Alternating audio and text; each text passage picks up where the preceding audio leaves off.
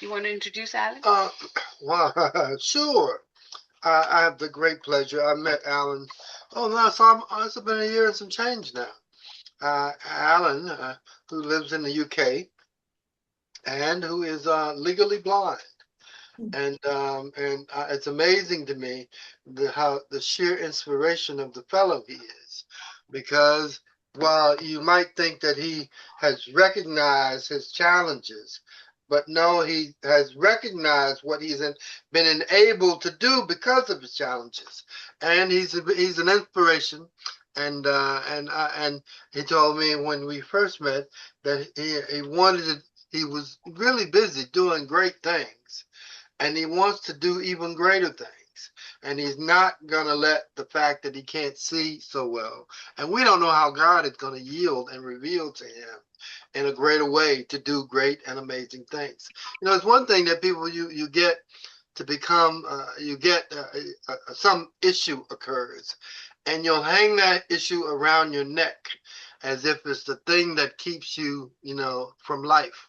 Yeah, but Alan, the inspiration that he is, has decided that he's going to make this how he gets to life.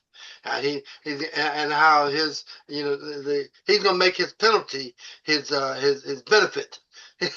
He'll make his penalty his benefit. And I'm inspired by that. I mean, because and if we can as a community decide and determine that, what, through God's grace, and also Reverend Raj, through our prayer and our praise in the Lord, our prayer and praise in the Lord, you could do such amazing things that people will know you by your penalty, and then your blessings will make it even greater. So how's it? So I'm not gonna say anymore. Alan, Mr. Allan Roberts, our good friend UK. Tell us, it's all yours. We're listening to you. Go ahead. Okay. Well, obviously, I didn't expect to speak tonight. So you've taken me by surprise here. But very basically, through my life, when I was at school, I was told I was too stupid to learn. And I left school on my 15th birthday with an education of less than a 10-year-old. Now, fortunately, I had 3 older sisters, and they told me I wasn't stupid. I was just afraid of the system they used at the school.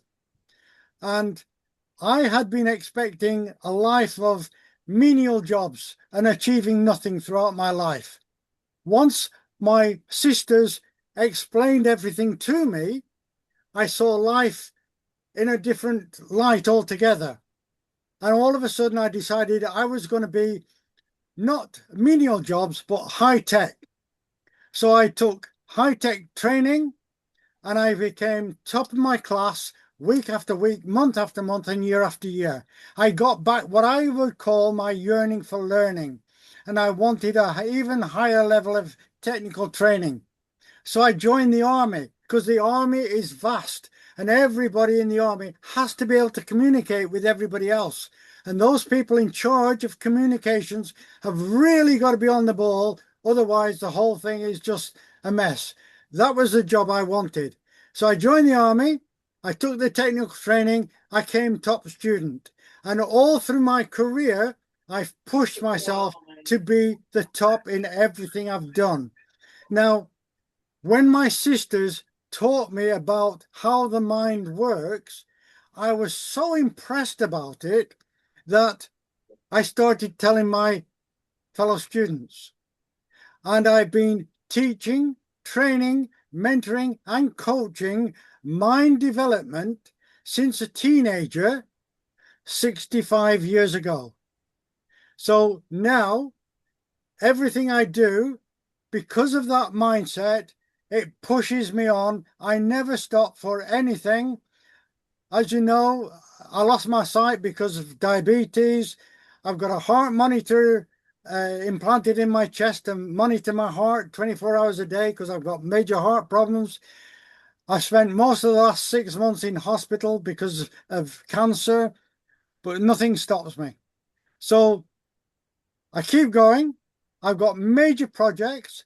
I've just written a letter to a local, well, I say a local church because I want to see it revised. I joined an evangelical church 70 years ago, and I've never left it. In fact, by sheer chance, I've got my Bible here on my desk. I can't physically read it, but I have a digital reader that reads all my books to me. Right? I obviously I can't read. So I've got all these projects. Yeah. I've just got my Yeah. latest book on Kindle and Amazon. It's on here. Right, you can see it's. I don't know if you can read it. Miss Morrison, can you mute yourself? Thank you. Okay, go ahead, Allan. Rambling Wreck to Recognition, the Professional Speaker's Handbook. Right. Now that is actually the 9th book. You can see them all here, all stack of them, that I've either published, republished, or co-authored. So I did that having, whoops, wrong way around. When I lost my eyesight and I was 8 months short of officially retiring, most people, if they lose their eyesight at that age, kind of give up on life. But to me, it was just a change of direction. And I took up public speaking to raise money for the different charities. I became a town councillor, trustee for Age UK, trustee for a local community centre. I introduced public speaking to my local high school.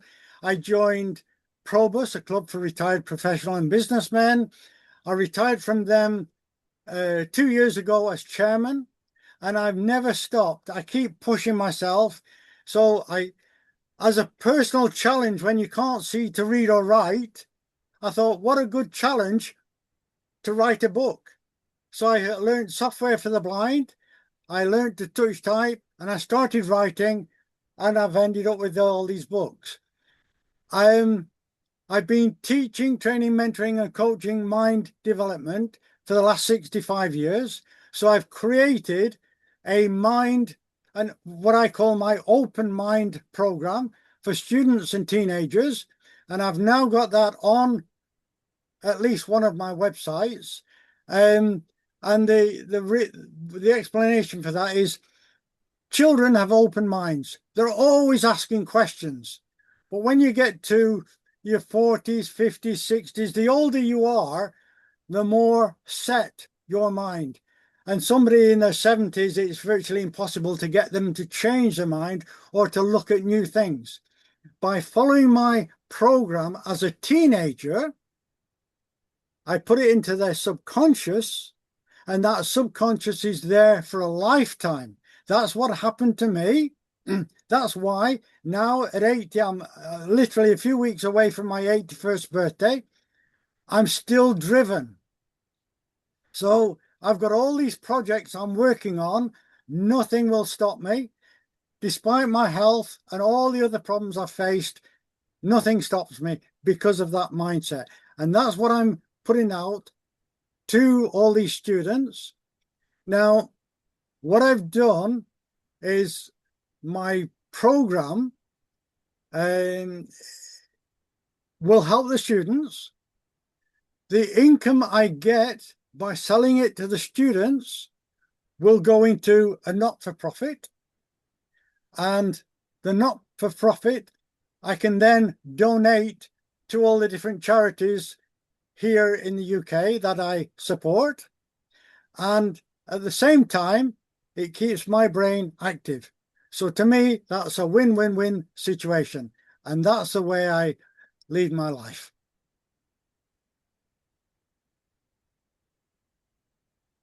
You've defined pretty vast area and territory of areas that you're trying to explore and improve on.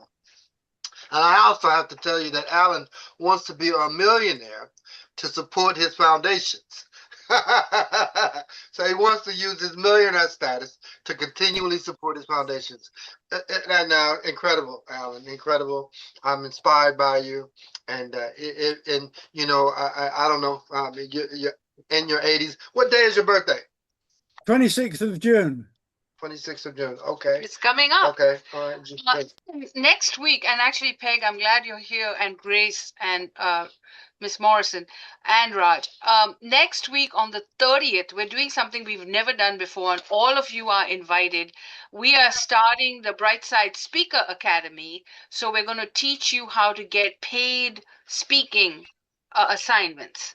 And so we have a speaker who does gaming. He's a trainer at corporate level. And so he asked me to look for hiring managers and event planners that book speakers. So, Allan, your book sounds right where we are.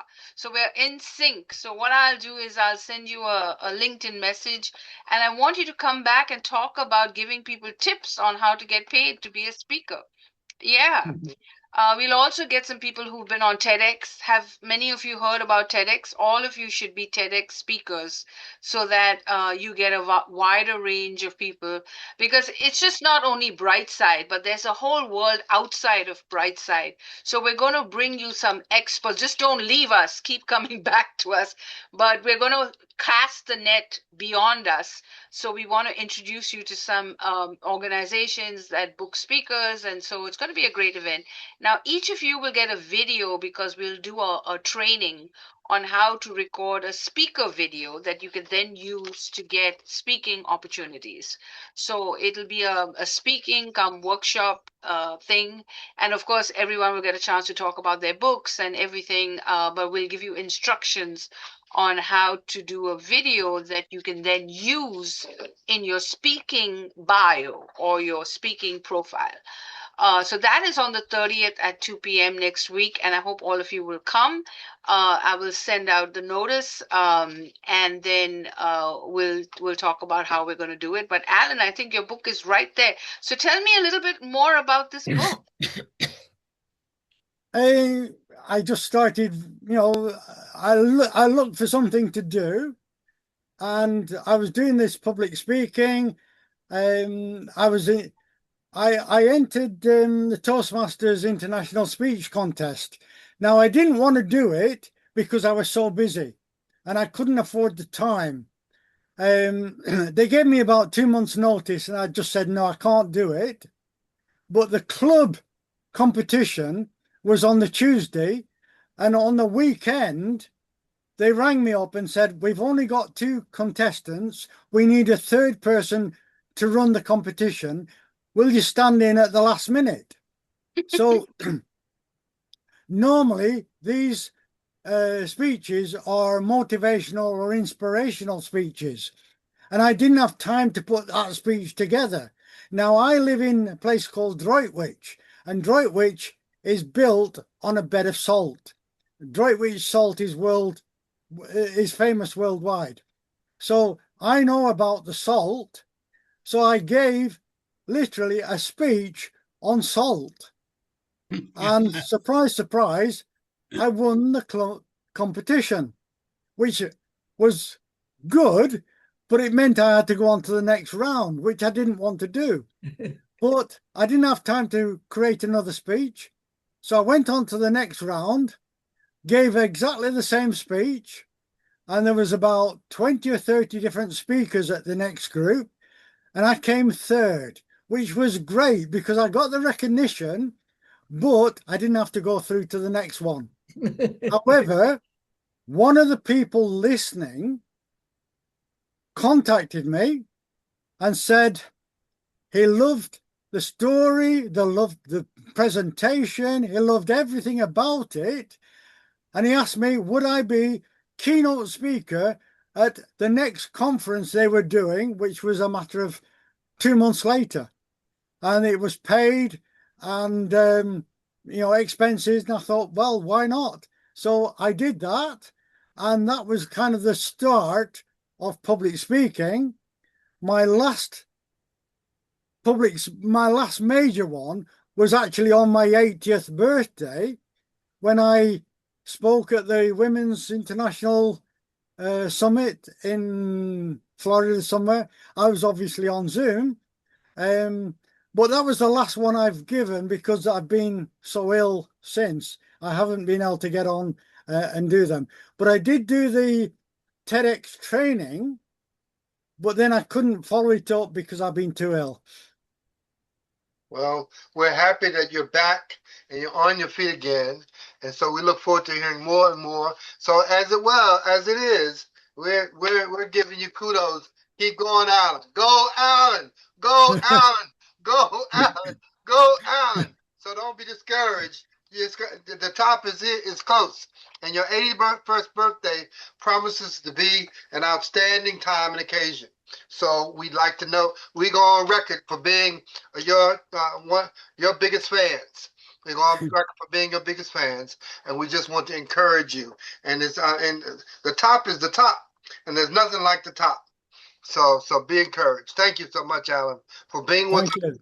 And we do look forward to greater and more incredible things occurring. And tell us how we can help you, and we'll be in touch with next things around the corner. Okay? Okay. All right. Okay.